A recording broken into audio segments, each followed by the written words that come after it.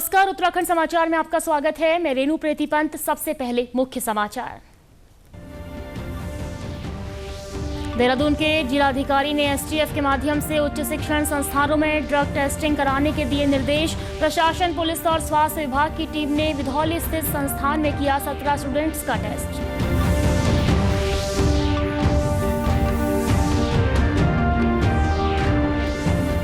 मुख्य सचिव ने उद्योगों से जुड़े प्रकरणों के निस्तारण के दिए निर्देश। तात्कालिक महत्व के मामलों में तुरंत कार्रवाई करने को कहा। ईएसआईसी के अस्पताल खोलने को मानकों ढील देने का प्रस्ताव भेजेंगे क्षेत्रीय परिषद को।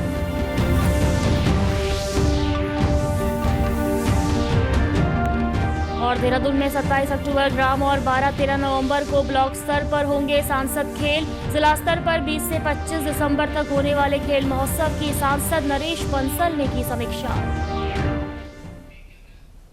अब समाचार विस्तार से। देहरादून के जिलाधिकारी सविन बंसल ने अधिकारियों को नशीले पदार्थों के अवैध कारोबार पर अंकुश लगाने के लिए विभागों को समन्वय बनाते हुए प्रभावी कार्रवाई करने के निर्देश दिए हैं।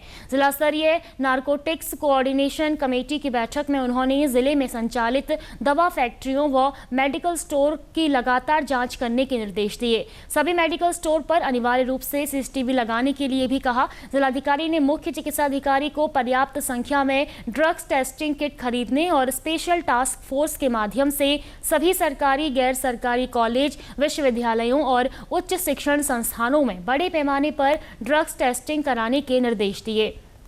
इसके लिए डीएम ने स्वास्थ्य विभाग को मौके पर ही फंड स्वीकृत किया। उन्होंने कहा कि प्रत्येक माह नियमित रूप से एंटी ड्रग्स गतिविधियों की समीक्षा की जाए। जिलाधिकारी ने स्कूलों में गठित एंटी ड्रग्स कमेटी को सीधे एसटीएफ से लिंक करवाने के निर्देश भी दिए हैं ताकि एंटी ड्रग्स गतिविधियों के मामले में त्वरित कम्युनिकेशन हो सके।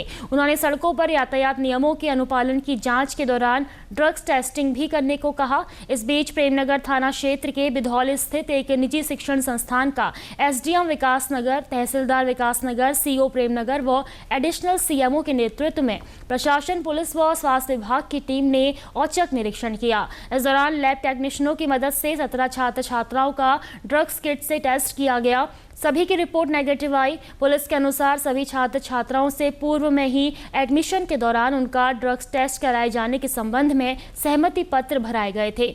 जल्द ही अन्य उच्च शिक्षण संस्थानों में भी इस तरह के टेस्ट कराए जाएंगे। जिस तरह की थोड़ी नशे की प्रवृत्ति देखा गया युवाओं में और खासकर जो हमारे स्टूडेंट होते हैं इनमें देखा गया है कि इस तरह की प्रवृत्ति बढ़ते हुए देखी गई है।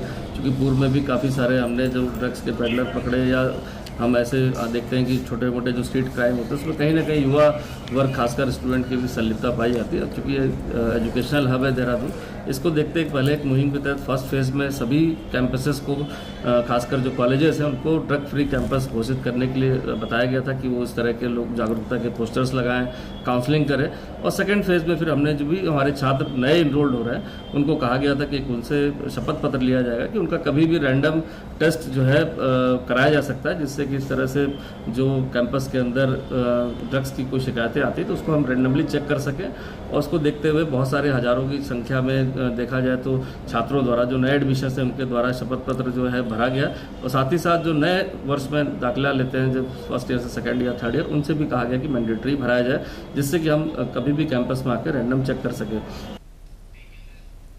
खबरों में आगे बढ़ेंगे। मुख्य सचिव आनंद वर्धन ने अधिकारियों को उद्योगों से जुड़े प्रकरणों का तत्परता से निस्तारण करने के निर्देश दिए हैं। उन्होंने जिला स्तरीय उद्योग मित्र समितियों की बैठकें नियमित रूप से आयोजित करने की हिदायत देते हुए कहा कि तात्कालिक महत्व के मामलों में इन समितियों की बैठकों की प्रतीक्षा न कर तुरंत कार्रवाई सुनिश्चित की जाए। मुख्य सचिव आनंद वर्धन ने सचिवालय में राज्य स्तरीय उद्योग मित्र समिति की प्राधिकृत समिति की बैठक ली। मुख्य सचिव ने कहा कि उद्यमियों के साथ सचिव वित्त द्वारा जीएसटी की नई व्यवस्था से संबंधित प्रकरणों को लेकर बैठक कर समस्याओं एवं शंकाओं का समुचित समाधान किया जाएगा। उन्होंने कहा कि राज्य में ईएसआईसी के अस्पताल खोले जाने के मानकों में ढील देने का प्रस्ताव तैयार कर क्षेत्रीय परिषद को भेजा जाएगा। उन्होंने देहरादून जनपद में ईएसआईसी अस्पताल के लिए आवश्यक भूमि की व्यवस्था के संबंध में भी अधिकारियों को निर्देश दिए। मुख्य सचिव ने कहा कि राज्य में उद्योगों की स्थापना व संचालन के लिए बेहतर माहौल उपलब्ध कराने के साथ ही औद्योगिक आस्थानों में समुचित सुविधाएं उपलब्ध कराने पर विशेष ध्यान दिया जा रहा है। मुख्य सचिव ने संबंधित विभागों और संगठनों को उद्योगों के लिए सभी आवश्यक अवस्थापना सुविधाएं उपलब्ध कराने, बिजली की पर्याप्त व निर्बाध आपूर्ति करने और लॉजिस्टिक की बेहतर सुविधाएं देने के लिए भी कारगर कदम उठाने के निर्देश देते हुए कहा कि उद्यमियों द्वारा उठाए जाने वाले मुद्दों का समय से समाधान सुनिश्चित किया जाए। खबर मसूरी से। मसूरी के सर्वे मैदान में सनातन धर्म गर्ल्स इंटर कॉलेज द्वारा 23वीं क्षेत्रीय एथलेटिक्स मीट का आयोजन किया गया। क्षेत्रीय एथलेटिक्स मीट में मसूरी क्षेत्र के 7 विद्यालयों के 250 छात्र छात्राओं ने भाग लिया और अपने खेल कौशल का दमदार प्रदर्शन किया। आयोजन के समापन अवसर पर कांग्रेस प्रदेश महामंत्री गोदावरी थापली ने विजेताओं को पदक और ट्रॉफियां प्रदान की। प्रधानाचार्य डॉक्टर नम्रता श्रीवास्तव ने बताया कि इस प्रकार के आयोजनों से बच्चों में न सिर्फ आत्मविश्वास बढ़ता है बल्कि प्रतिस्पर्धा की भावना और सांस्कृतिक जागरूकता का भी विकास होता है। बच्चों को अपने अनुभवों से सीखकर आगे बढ़ना चाहिए। ये 3 दिवसीय प्रतियोगिताएं थीं। आपदा के कारण इसकी एक बार तिथि परिवर्तित की गई, लेकिन बच्चों के जोश देखते ही बनता है। बच्चों ने बहुत ही अच्छे से प्रतिभाग करा। भगवान की भी अनुकंपा रही कि जिस दिन हमारी प्रतियोगिता हुई उस दिन मौसम भी अच्छा था। इसमें बच्चों ने प्रतियोगिताओं में भाग लिया। बच्चों का आत्मविश्वास बढ़ता है, प्रतिस्पर्धा की भावना आती है। इस प्रतियोगिता में आर्यन भार्गव इंटर कॉलेज की कक्षा 12 के छात्र संजीव कुमार ने अद्भुत प्रदर्शन करते हुए 4 स्वर्ण पदक जीते। पीटीआई शैलेंद्र बिष्ट ने बताया कि संजीव एक प्रतिभाशाली धावक है जिसे नियमित अभ्यास और आर्थिक सहयोग की सख्त जरूरत है। हमारे पास 9th में ये बच्चा आया था तो मैंने एक ट्रायल लिया इससे कि मैंने कहा यहाँ से फील्ड के अंदर थोड़ा सा स्टेप दिखा तो इसका स्टेप मुझे लंबा दिखा, तो उस दिन से मैंने इसके दिमाग में ये ठान दिया था कि बेटे आपने लंबी क्रॉस कंट्री रेस के लिए तैयारी करनी है। 2 साल ये लगातार अभ्यास में रहा और हमने इसको अच्छा प्रशिक्षण दिया, पर चौथे या 5वें स्थान पे ये 2 साल रहा।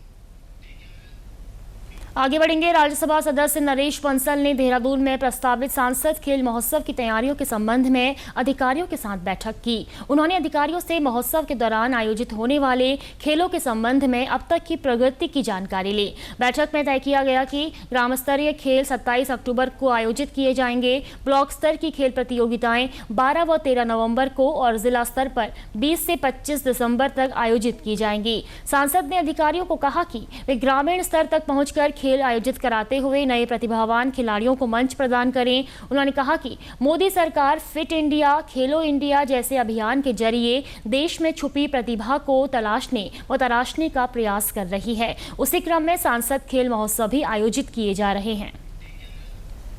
सुप्रसिद्ध बद्रीनाथ धाम की यात्रा को लेकर श्रद्धालुओं में भारी उत्साह बना हुआ है। तीर्थयात्रियों की बढ़ती संख्या ने पिछले वर्ष का रिकॉर्ड तोड़ दिया है। बुधवार शाम कुल 14,53,827 तीर्थयात्री भगवान बद्री विशाल के दर्शन को पहुंच चुके हैं, जबकि कपाट बंद होने में अभी 1.5 माह का समय शेष है। बीते वर्ष 2024 में पूरे यात्रा काल में कुल 14,35,341 श्रद्धालु बद्रीनाथ धाम की यात्रा पर पहुंचे थे। केदारनाथ के साथ ही बद्रीनाथ धाम में भी पिछले वर्ष की तुलना में यात्रियों की बढ़ती संख्या ने नया रिकॉर्ड बनाया है। बुधवार को 5,042 यात्रियों ने भगवान बद्री विशाल के दर्शन किए। जैसे जैसे कपाट बंदी की तिथि करीब आ रही है, यात्रियों की संख्या भी बढ़ती जा रही है। आपको बता दें कि धाम के कपाट आगामी 25 नवंबर को शीतकाल के लिए बंद कर दिए जाएंगे। वहीं आज चमोली जिले में स्थित श्री हेमकुंड साहिब के कपाट शीतकाल के लिए बंद हो रहे हैं। हेमकुंड साहिब में बुधवार तक 2,71,367 श्रद्धालु दर्शन कर चुके हैं, जो अब तक की रिकॉर्ड संख्या है। खबर मसूरी से। मसूरी एक निर्माणाधीन होटल से मलबा नीचे बसे एक मकान पर गिरने से हड़कंप मच गया है। एक वेंडिंग पॉइंट के पीछे स्थित हेमकुंड कंपाउंड के पास घर पर मलबा गिरने से अंदर मौजूद लोग जान बचाने के लिए चीख पुकार करने लगे। हादसे के वक्त घर के अंदर मौजूद 90 वर्षीय वृद्धा, उनकी 45 वर्षीय बेटी और 25 वर्षीय पोता मौजूद थे। मलबा गिरने से घर के अंदर और बाहर का रास्ता पूरी तरह बंद हो गया। फायर ब्रिगेड और स्थानीय पुलिस ने तत्परता दिखाते हुए कड़ी मशक्कत के बाद बुजुर्ग महिला को मलबे से सुरक्षित सुरक्षित बाहर निकाला और इलाज के लिए देहरादून भेजा। मसूरी पुलिस ने मामले की जांच शुरू कर दी है। वहीं MDDA के अधिकारी भी घटनास्थल पर पहुंचे और निरीक्षण किया। अधिकारियों ने कहा कि यदि निर्माण कार्य नियमों के विरुद्ध पाया गया तो दोषियों के खिलाफ सख्त कार्रवाई की जाएगी।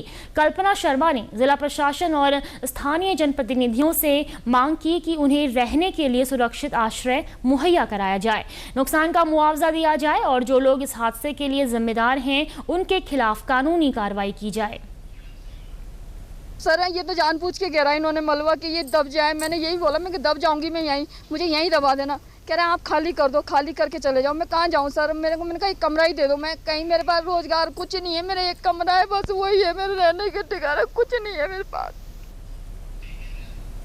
इसी के साथ अभी तक के समाचार समाप्त हुए। दूरदर्शन समाचारों से जुड़े रहें। मिलते हैं फिर शाम 5 बजे के बुलेटिन में। नमस्कार।